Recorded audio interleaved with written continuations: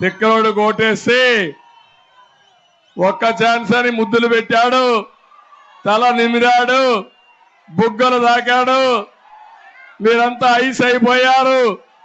ఒక్కసారని current తీగలు పట్టుకుంటే ఏమవుతుందో చెప్పానా లేదా? చెప్పానా లేదా? చెప్పానా లేదా? చెప్పానా లేదా? విన్నారా మీరు? ఇక్కడే చెప్పా.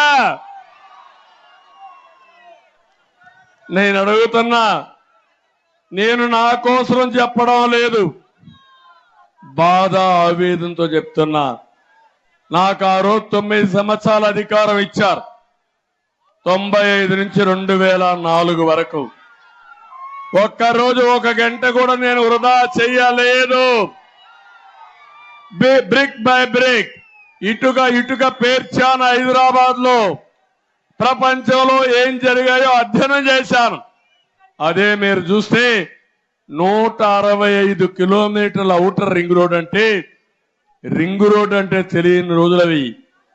165 కిలోమీటర్లు వేస్తారంటే అది కూడా 8 లేన్ రోడ్ అంటే, సర్వీస్ రోడ్ అంటే అందరూ ముక్కు మీద వేలేసుకున్నారు. అది ఎట్ట సాధ్యం అన్నారు. ఎట్ట సాధ్యం అని చెప్పడం కాదు, అసాధ్యాన్ని సాధ్యం చేయడమే తెలుగుదేశం పార్టీ సత్తా. ఏం తమ్ముళ్ళు, ఈ మధ్య కాలంలో హైదరాబాద్ పోయారా మీరు? ఔటర్ రింగ్ రోడ్ చూసారా మీరు? ఇప్పటికైనా మీలో ఆలోచన రావాలి కదా అని అడుగుతున్నా.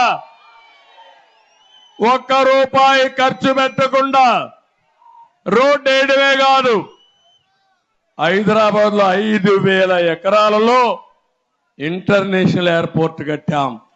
5,000 ఎకరాల్లో కట్టాం. నన్ను అన్నారు ఆ రోజు ఒక మాట, 5,000 ఎకరాలు కావాలన్నా 100 ఎకరాలు సరిపోతుంది కదా అని.